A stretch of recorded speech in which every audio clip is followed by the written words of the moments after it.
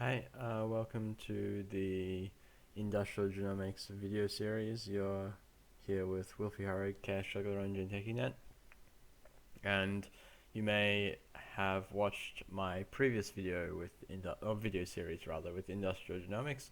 We're back for another series of matches. I've made a few changes to the original list, so I'll just go over the deck as though you are fresh-faced and new to the whole concept. So industrial genomics is an identity that says the trash cost of each card, including those not installed, is increased by 1 for each face-down card in archives. So the kind of economic engine of the deck is drawing a lot of cards, protecting archives, using cheap but efficient ice in order to allow your drip economy to progress through the game unscathed until you can use fatter ice to set up an indomitable remote between Caprice and Batty. And so the agendas: 3 Vanity Project, 3 Future Perfect, 1 Global Food Initiative. Vanity Project allows you to do a couple things. One, it reduces your agenda density significantly, which means that it's not as important to protect early um, against single accesses. And 2, it's it means that if you have a remote that's impossible to get through, such as with the Caprice Batty tag team, you can win very efficiently by scoring a Vanity Project and a 5 for 3, which is one of the, without Astro Script, probably the most efficient way to score 7 points. Continuing on, the deck has some economy assets, Jackson for cards, and just everything really. Launch campaign, melange, mental health, and pad for assets which can surge your head in economy as the deck goes on, in exchange for being relatively cheap to trash that you offset with the Industrial Genomics ID ability. And Shock provides extra defense in archives that can't be broken by icebreakers or anything like that. Ice, there's 3 Ashigaru. Ashigaru is just basically the fattest piece of ice you can play for 1 card. So if you're trying to gain lots of credits and then protect your servers very efficiently, it's great. Assassin, similar, but it's a sentry, and it is a bit awkward because Sunny is picking up in popularity as well as Link in general, but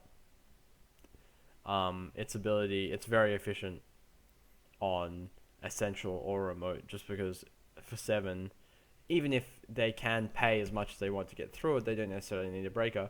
Doing it too many times just stops them from doing anything. Cortex Lock is a new addition. I wanted more ice that were good against Siphon early. Having 1 or 0 ice hands and getting Siphon to death was by far the easiest way to lose. And it combines well with Batty to set up a super server in the early to mid game that can really puts the pressure on the runner to avoid running and lets you get set up a bit easier. Eli, self-explanatory, probably the best ice you can play, especially on HQ, on R&D, anywhere really.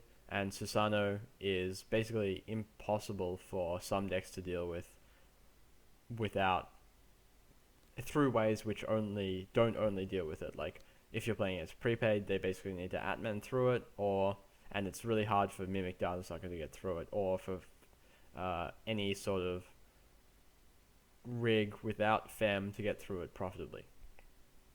Operations, 3 hedge funds.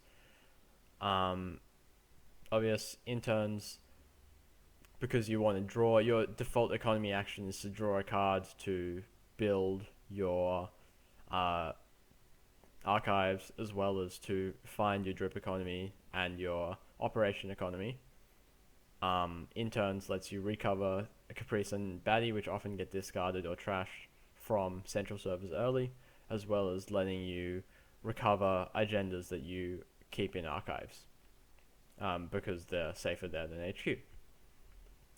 Okay, so 3 interns, 3 hedge fund, 2 enhanced login protocol. Enhanced login protocol is one of the biggest payoffs for the 7 agenda suite, and the reason I'm only playing 2 is because of influence concerns, because Global Food Initiative is really strong. And one anonymous tip is just basically a fourth card draw economy card. It hasn't seen a lot of play in a while, but I think it's quite good in this deck because of what I said earlier.